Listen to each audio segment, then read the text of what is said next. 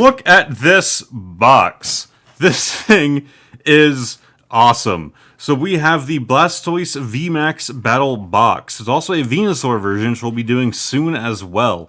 So it comes with a bunch of sleeves, the promo card, and some packs. And I actually see a Sun and Moon back there. Don't really know which one. Hopefully it's a good set.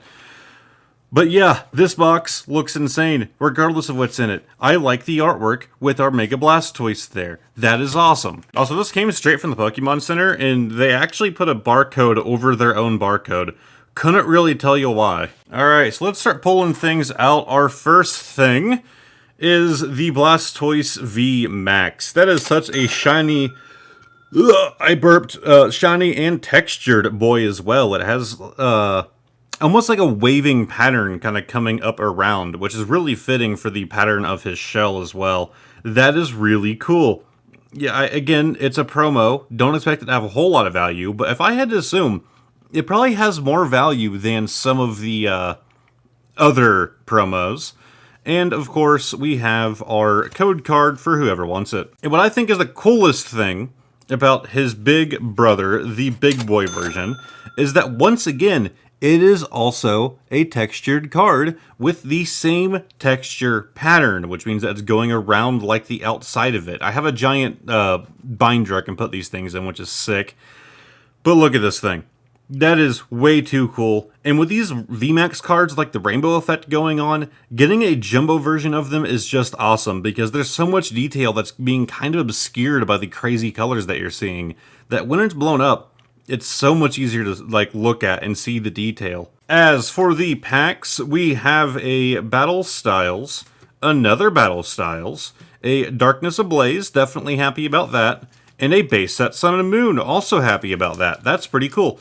I know that it's not that hard to get a hold of base set Sun and Moon, and like, they throw in a lot of products, but it's still definitely a great set. And then of course we have the Blastoise sleeves, and I have a very big hope for these things. Because if you guys noticed that rather recently, newer Elite Trainer Box sleeves are like matte, which means that they slide, apart from each other very well, as opposed to the glossy finish that they used on their old sleeves. So here's a little example. These are the matte sleeves that I like. They slide apart really well. Some of them are upside down. I kind of lost the holder for them, but like they slide really well. My only complaint is that I think that the shine gets taken away even more from these sleeves than the other ones, but I don't really mind that too much. Then, if we look at these Crimson Invasion sleeves here, these are glossy sleeves. Not only do they have less bulk to them, but sliding through them is a lot harder because they try to like stick to each other. So I'm really hoping, really holding out hope here, that these sleeves are going to be matte. Some people like the glossy one more, and I don't know why. And let's slide some of them out. Oh my god, they're like a weird mix of the two. They're matte, but they're also kind of like sticking to each other. Not as bad as the glossy cards that they like to use, but not quite as good as like, our Battle Styles sleeves here. So, I don't know. It's a weird mix. It's odd that they wouldn't use one or the other. It's almost like, it's hard to put a finger on it. It's almost like elastic. That's the right word. It feels elasticy, like you can almost stretch it out. But I don't know. These are really nice. It's the main reason I wanted this box is because we have these beautiful Blastoise sleeves, which is a little weird. They're kind of just being cut off there, but it's really cool. So of course, any good pulls from this video will be going in one of these, and that obviously means I have to sleeve this big old boy in here. I'm still out of hard sleeves. It's hard to find the ones that I like anymore. For some reason, the prices are skyrocketing, and I don't intend to pay scalpers, so we get a soft sleeve some things for now. But we are going to start off with a Battle Styles, which I'm sure you guys are tired of hearing, as it is probably the only realistic set that you can actually get your hands on. Like, the Pokemon Center has been keeping these things in stock. It's kind of insane. Everything else is selling out, so I'm sure all of your favorite non-rich PokeTubers are also doing a bunch of Battle Styles. We have Experience Share, Charcoal, and Dawdler as all of our uncommons. We also have a Scatterbug, Yamper, Lickitung, we have a Zubat, Rumourade, Rapid Strike, we have a Level Ball as our reverse. and give us the luck on the end of this first pack. Come on. Come on. There we go. Nothing crazy, but it's a holo Orbeetle. I've been getting more holos lately. It seems to be with my luck as of, a month or two ago. If I get a pull, it's great. It's like a VMAX, a full art. But it's rare that I seem to just pull regular holos anymore. Like, I don't usually have that great of luck, I'll be honest with you guys. My luck is pretty awful. But at the same time, whenever I do get a pull, it's usually not too bad. So it's interesting getting holos once in a while. Maybe I'm back on track to being, somewhat lucky. Let's do our Darkness Ablaze. Again, I really do... Oh, wait, actually, I forgot. We have to sleeve.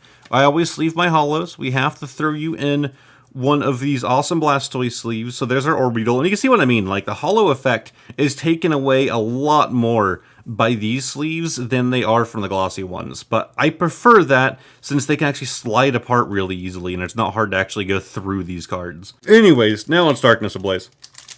Let's try to preserve it, and I already failed. Look at that. I'm not skilled. Let's pull out our code card. We have 1, 2, 3 to the front. Get rid of our grass energy, our leaf energy. We have there we go, I'll say a Blurry Dug Trio, a Rare Fossil, and a Semi-Sage as all of our uncommons. We have a Cubchoo, Rowlet Boy, the little Yigglypuff. We have a that was almost bad. We have a Panpour. Oh, okay. Okay, there's something there. You see that? It's probably just a regular V, but we have to look at our Wimpod first. We have to give our Wimpod its time to shine before we can look at the good pull, which is a Galarian Slowbro V. Of course, it's not a full art or VMAX. I had a feeling because the top of the card, but that's not another bad one. I don't know. For me, it's almost like trying to complete the V set. Obviously, it's going to be nearly impossible to get every V card, but God, that still sounds so bad. But I don't know. I like pulling the Vs, even though they're not super crazy. Still, we are 2 for 2. And sleeve this bad puppy in its cool sleeve. We have a Tartar pack. Focus. There we go. We have a Tartar pack for the battle styles. Come on, open. Am I the only one who thinks that's a little weird that one of the focuses, for the pack art for battle styles, was a starter Pokemon? It seems a little weird to me that Empoleon was picked because it makes sense. Like, yeah, it's a starter when it comes to us, as the actual consumers of the product.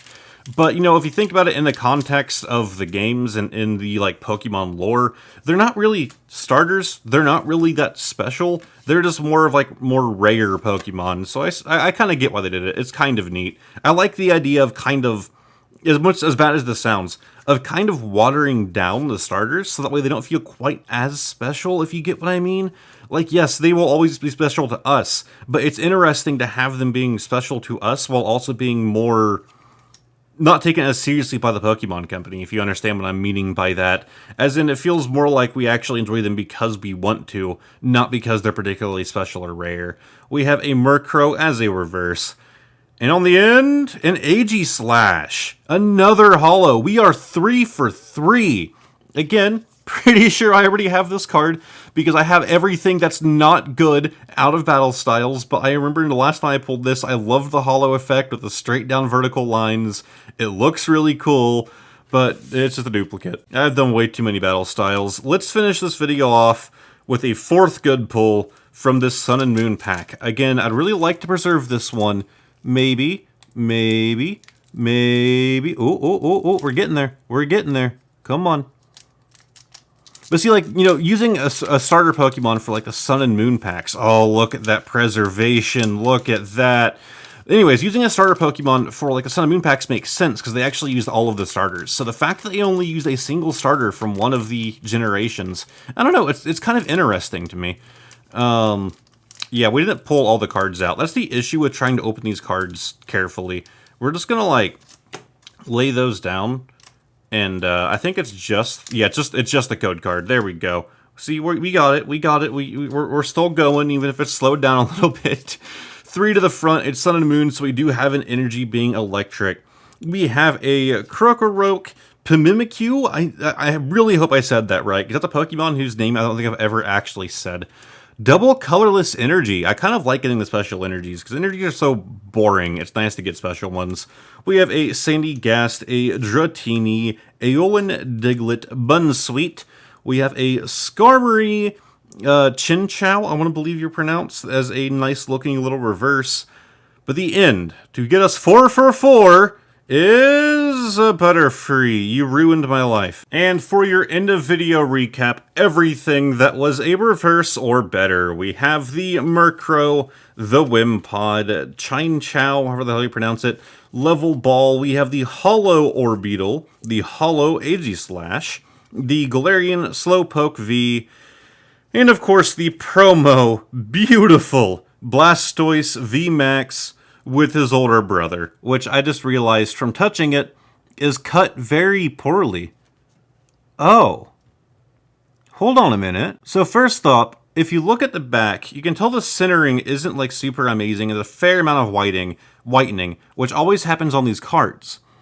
But if you can see that, do you see that like white part there? They miscut the card very badly. So, do you see those little white dots? And they're like an exact pattern, right? Like, that is a clear pattern all the way across. It's almost like you can feel it across the edge of the card. It's a bunch of little white bumps.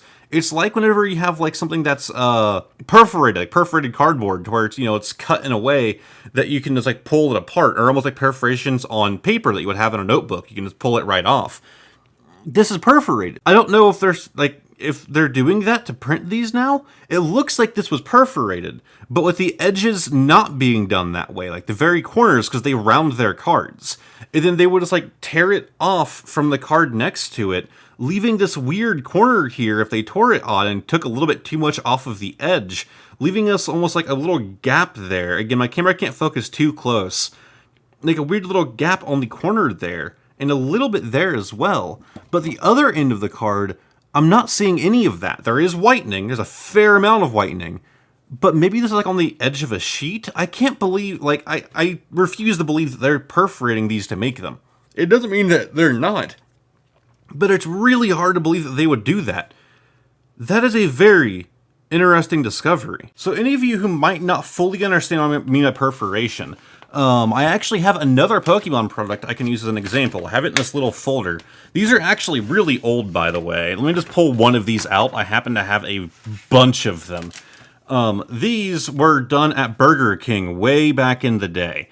And these are essentially cards that you could get from buying meals at Burger King. They're like, like Gengar here, some information about him. And if you look on the back, you have like scenes from the Mewtwo Strikes Back movie. It was definitely a heavy promotion.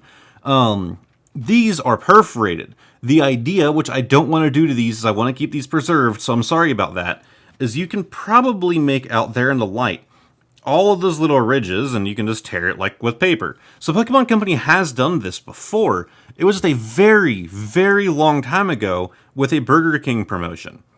So, I don't know, maybe I'm rambling too much, but if they're actually doing perforation on these jumbo cards, it kind of upsets me a little bit, because it means that so many people are going to have that on the edge. I really hope I'm just looking into things way too deep.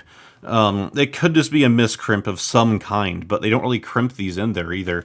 We are going to be doing the Venusaur video next, so perhaps we can look at that and figure it out. And in case you guys were curious, like I said, I have a very large collection of these. I have at least one of every card, and they're all still in the, full sheet version. I really do like having these things. Anyways, I know I'm rambling. I'm sorry. If you liked the video, give it a like, subscribe to the channel, all of that. Hopefully I'll see y'all in the next video when you look at the Venusaur box and see if it still has that perforation going on.